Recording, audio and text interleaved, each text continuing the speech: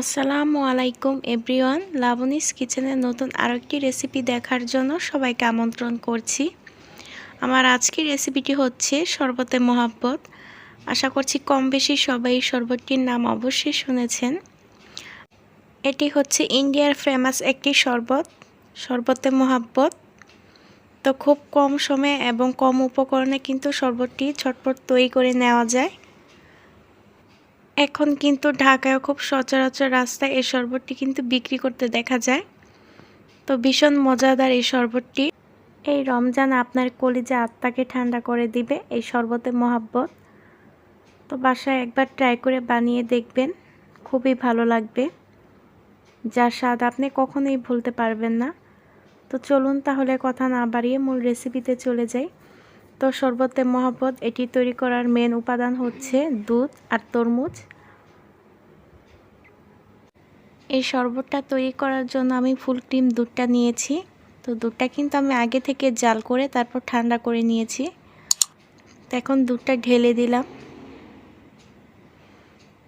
এখন আমি আমার স্বাদ মতো চিনি দিয়ে দিচ্ছি। তো এখানে আমি হাফ কাপ চিনি ব্যবহার করেছি। আপনারা চাইলে আপনাদের টেস্ট অনুযায়ী বাড়িয়ে বা কমিয়ে নিতে পারেন। অনেকে এখানে সুগার সিরাপও ব্যবহার করে থাকে, তো চিনিটা নিলেই হবে যদি আপনার হাতের কাছে সুগার সিরাপ না থাকে। আমি এখানে 2 চা চামচের মতো রুয়াবজা দিয়েছি। আপনারা চাইলে একটু বাড়িয়ে দিতে পারেন কালারটা সুন্দর আসার জন্য। এখন আমি এর মধ্যে দিয়ে দিব গোলাপ জল। তো গোলাপ জলটা কিন্তু অবশ্যই এখানে দিতে হবে। গোলাপ জলটা দেওয়ার কারণে কিন্তু এ থেকে একটা সুন্দর ফ্লেভার আসবে।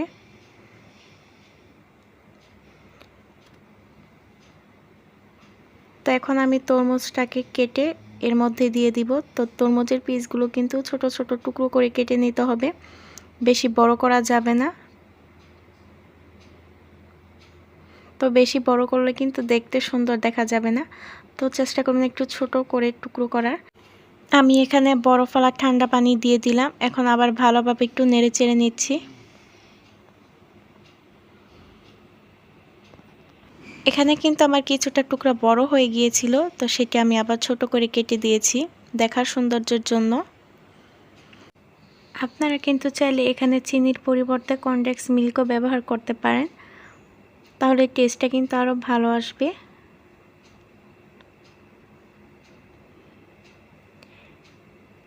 তো এখানে আমি 2টো গ্লাস নিয়ে নিলাম। তো গ্লাসের মধ্যে এখন শরবতে মহব্বতটা পরিবেশন করে নিব। তো গ্লাস দুটির মধ্যে আমি 3-4 টুকরা বরফ দিয়ে দিয়েছি। তো এখন শরবতটা ঢেলে নিচ্ছি গ্লাসে। তো আপনারা চাইলে কিন্তু শরবতের কালারটা আরেকটু বাড়িয়ে নিতে পারেন।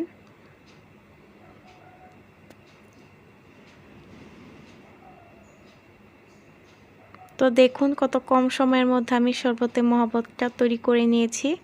তো এখন আমি উপর থেকে একটু রুয়াবজা দিয়ে দিচ্ছি দেখার সৌন্দর্যের জন্য। তো এখানে রুয়াবজাটা দেওয়ার কারণে কিন্তু গ্লাসের চারপাশটা ছড়িয়ে গেছে রুয়াবজাতে। তো দেখুন ভীষণ সুন্দর লাগছে দেখতেও। মাশাআল্লাহ, এটি যেমন দেখতেও সুন্দর হয়েছে, আলহামদুলিল্লাহ খেতে ভীষণ মজা হয়েছে এই শরবতে মোহাব্বত। আশা করছি আপনাদের আজকের শরবতে মোহাব্বত রেসিপিটি খুবই ভালো লেগেছে। তো ভালো লাগলে প্লিজ আমার চ্যানেলটি সাবস্ক্রাইব করার অনুরোধ রইল। তো আজকের মতো এখানে বিদায় নিচ্ছি। সবাই ভালো থাকবেন, সুস্থ থাকবেন। আল্লাহ হাফেজ।